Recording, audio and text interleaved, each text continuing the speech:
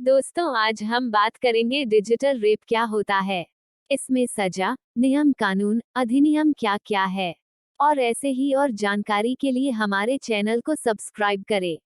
तो हम बात करते हैं रेप कह लीजिए अथवा बलात्कार। यह किसी भी महिला के जीवन में घटने वाली सबसे बुरी घटना होती है। वो इसकी दर्दनाक एवं डरावनी याद को कभी भुला नहीं पाती। इस जुर्म को कानून ने भी घिनौने की श्रेणी में रखा है। कहा जाता है कि देश की राजधानी दिल्ली महिलाओं की दृष्टि से सबसे असुरक्षित शहर है। लेकिन छोटे शहरों में भी महिलाएं शाम के बाद घर से बाहर निकलने से हिचकती हैं, तो उसकी वजह उनके भीतर का डर ही है। अभी तक आपने rape, marital rape, gang rape के ही नाम सुने होंगे, लेकिन इन दिनों इन सबसे ज्यादा डिजिटल रेप को लेकर बहस छिड़ी हुई है।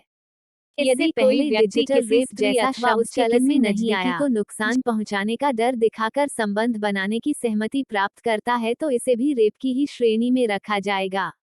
आपको बता दें दोस्तों कि भारतीय दंड संहिता इंडियन पीनल कोड यानी आईपीसी की धारा 375 में रेप को परिभाषित किया गया है। सीधे तौर पर देखें तो डिजिटल रेप में दो शब्द इस्तेमाल हुए हैं, डिजिटल एवं रेप। रेप का अर्थ तो हम आपको स्पष्ट कर ही चुके हैं। अब आते हैं डिजिटल पर। यहाँ डिजिटल का अर्थ डिजिट से है। साधारणतः डिजिट का अर्थ अंक से लगाया जाता है, लेकिन दोस्तों यदि अंग्रेजी डिक्शनरी खोले तो जानेंगे कि डिजिट का एक अर्थ हाथ की उंगली, पैर की उंगली एवं अंगूठा भी होता है। इस प्रकार शरीर के इन अंगों द्वारा किया जाने वाला यौन उत्पीड़न डिजिटल रेप कहलाता है। साफ है कि इस प्रकार के उत्पीड़न में रिप्रोडक्टिव ऑर्गन यानी लिंग का योनि में प्रवेश आवश्यक नहीं है। अब यह सवाल उठता है कि आखिर उंगली, पैर की उंगली एवं अंगूठे से किए जाने वाले यौन उत्पीड़न को रेप की श्रेणी में कब जोड़ा गया। आपको बता दें दोस्तों कि ऐसा आज से करीब 10 वर्ष पूर्व 2012 में निर्भया कांड के बाद किया गया। उस वक्त रेप से जुड़े कानूनों की समीक्षा की गई। सन 2013 में जबरन लिंग योनि प्रवेश के साथ ही डिजिटल रेप को भी आपराधिक कानून संशोधन के जरिए आईपीसी में शामिल कर बलात्कार की श्रेणी में रखा गया। इसे निर्भया एक्ट भी पुकारा जाता है।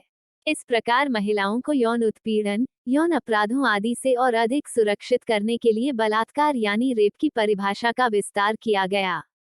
नई परिभाषा इस प्रकार की दी गई। नंबर 1, किसी भी महिला की मर्जी के बगैर उसके शरीर में अपने शरीर का कोई भी अंग डालना रेप है। नंबर 2, उसके प्राइवेट पार्ट को पेनिट्रेशन के उद्देश्य से नुकसान से पहुंचाना भी रेप है।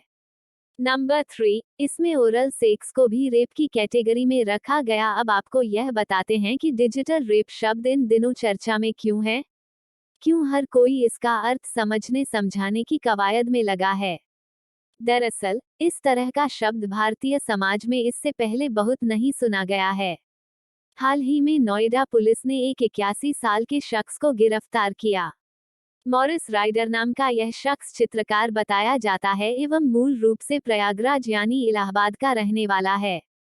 आरोप है कि पिछले कुछ वर्षों से नोएडा में रह रहे इस चित्रकार ने एक 17 वर्षीय लड़की का डिजिटल रेप किया है। उस पर पीड़िता के साथ अश्लील हरकत का भी आरोप है। आपको बता दें कि मॉरिस पहले हिंदू था, लेकिन बाद में उसने ईसाई धर्म ग्रहण कर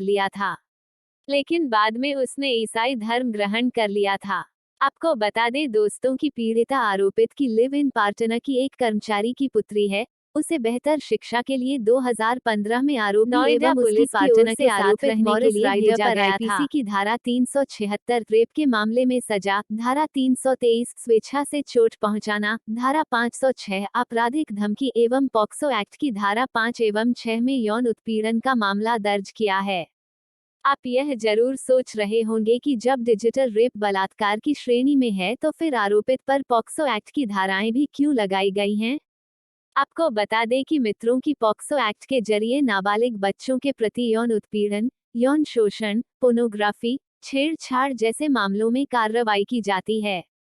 नोएडा डिजिटल रेप में पीड़िता के नाबालिग होने की वजह से पॉक्सो एक्ट की भी धाराएं लगाई गई हैं। आपको जानकारी दे दें कि महिला कल्याण एवं बाल विकास मंत्रालय ने सन 2012 में पॉक्सो एक्ट बनाया था। इस कानून के तहत अलग अलग अपराध के लिए अलग अलग सजा निर्धारित की गई है। यदि किसी आरोपित पर डिजिटल रेप का आरोप सिद्ध होता है तो उसे पॉक्सो एक्ट की धारा 3 के अंतर्गत न्यूनतम 7 वर्ष के कारावास का प्रावधान है। अधिकतम आजीवन कारावास भी दिया जा सकता है। यदि पीड़िता पर गंभीर यौन हमला हुआ है तो इस एक्ट की धारा 5 के तहत दोषी को न्यूनतम 10 वर्ष से लेकर आजीवन कारावास तक का प्रावधान किया गया है। दोस्तों, आपको जानकारी दे दें कि पॉक्सो एक्ट की धारा 7 के अंतर्गत किसी बच्चे के निजी अंगों को छूना यौन हमले के अपराध के अंतर्गत माना जाता है। इसमें न्यूनतम 3 साल की सजा का प्रावधान किया गया है। दोस्तों, वीडियो के दी गई जानकारी आपको अच्छी लगी तो वीडियो को लाइक एंड शेयर कर देना। अगर आप चैनल पर पहली बार आए हैं तो चैनल को सब्सक्राइब कर देना और कमेंट बॉक्स में बताना कि आपको जानकारी कैसे लगी और बताना कि नेक्स्ट वीडियो हम किस टॉपिक पर बनाएं। धन्यवाद दोस्तों, आपका दिन शुभ रहे।